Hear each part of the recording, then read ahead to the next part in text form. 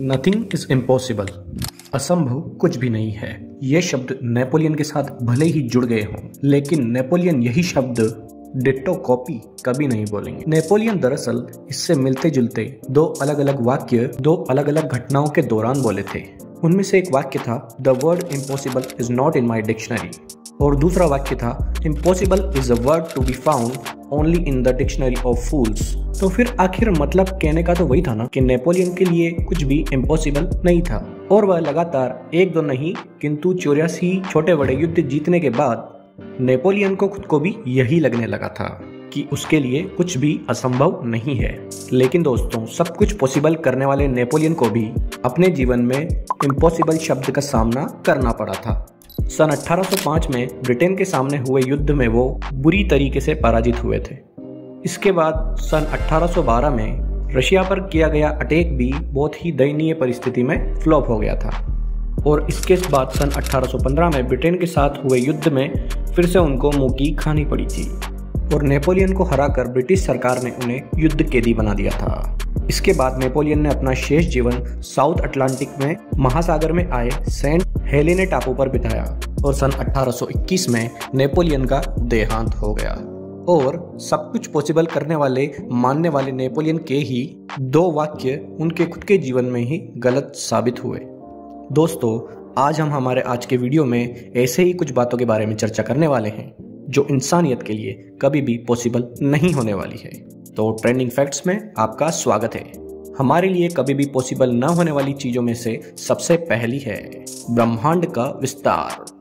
अगर हम ब्रह्मांड का नाप निकालें तो बिग बैंग के बाद फैले हुए ब्रह्मांड का विस्तार लगभग 13.5 अरब प्रकाश वर्ष में समाप्त हो जाता है। तो फिर सच में क्या संपूर्ण ब्रह्मांड 13.5 अरब प्रकाश वर्ष में ही फैला हुआ है? तो दोस्तों, जवाब है बिल्कुल नहीं। हमारा ब्रह्मांड 13.5 अरब प्रकाश वर्ष से कहीं और ज्यादा आगे फैल चुका है, क्योंकि इसका जन्म तो करीब 13.5 अरब वर्ष पहले हुआ था। तो फिर यूनिवर्स इससे ज्यादा आगे विस्तृत कैसे हो सकता है?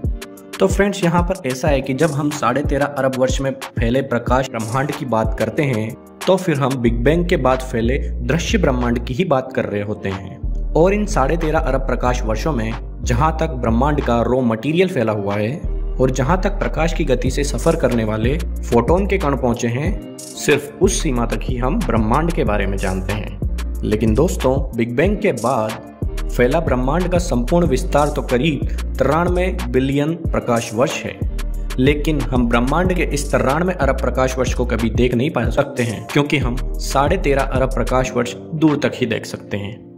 वहां तक ही हमारी दृष्टि पहुंच सकती है, उसके पार नहीं। अब दोस्तों, आप सोचोगे कि ब्रह्मांड अगर 13.5 अरब वर्ष ही पुराना है तो उसका विस्तार 93 अरब प्रकाश वर्ष कैसे हो सकता है? तो दोस्तों, यहाँ पर ऐसा है कि बिग बैंग से पहले ब्रह्मांड पर, यानी कि स्वयं ब्रह्मांड पर प्रकाश की गति की लिमिटेशन लागू नहीं होती है, यानी कि ब्रह्मांड खुद 3 लाख पर सेकंड की रफ्तार से भी ज्यादा तेजी से बढ़ सकता है। और इसी प्रकार दृश्य ब्रह्मांड के पार के अदृश्य ब्रह्मांड में क्या है हमें नहीं मालूम, और ना ही कभी मालूम होने वाला है। भविष्य में हम ब्रह्मांड की कितनी भी बड़ी विकसित सभ्यता क्यों ना हो जाएं, लेकिन ब्रह्मांड का ये सवाल हमारे लिए हमेशा इम्पॉसिबल ही रहने वाला है। नंबर 2, भूतकाल में समय यात्रा करना। सर अल्बर्ट आइंस्टाइन ने general theory of relativity, special theory of relativity को प्रकाशित किया, तब किसी को भी ये मालूम नहीं था कि उनकी ये थियरी समय यात्रा को सैद्धांतिक रूप से अनुमति देती है।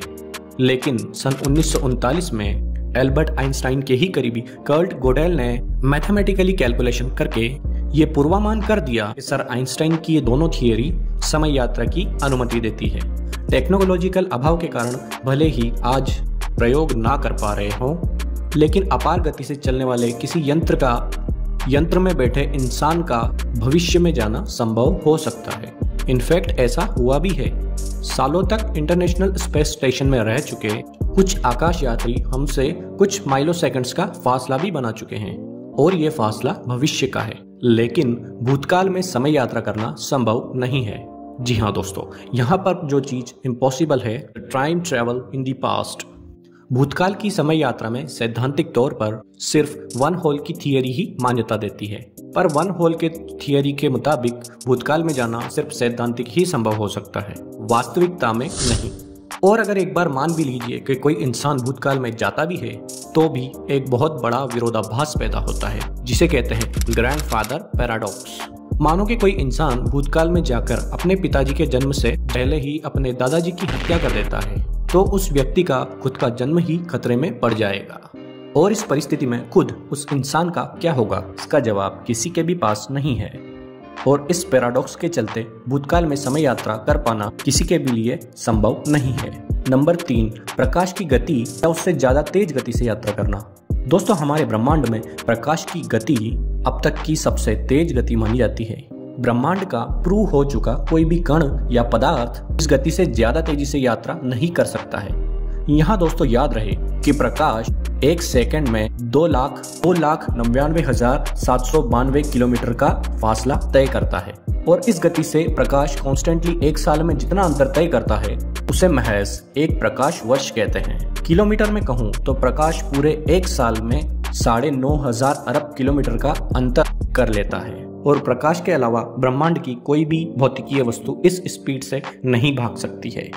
पर यहाँ पर एक्सेप्शन सिर्फ ब्रह्मांड खुद है। ब्रह्मांड को ये स्पीड लिमिट लागू नहीं होती है और इन्हीं मर्यादाओं के चलते हम ऐसा कोई भी यंत्र नहीं बना सकते हैं जो लाइट स्पीड से तेज भाग सके, क्योंकि इसके लिए इन्फिनिट ऊर्जा का खर्च होगा और ब्रह्मांड में ऊर्जा स्टैटिक है। इस कारण हम प्रकाश वर्ष की गति से तेज यात्रा नहीं कर पाएंगे। तो दोस्तों, आज के लिए इतना ही। अगर आपको ये फैक्ट अच्छा लगा हो तो हमारी वीडियो को लाइक ज़रूर करें और ट्रेंडिंग फैक्ट को सब्सक्राइब ज़रूर करें।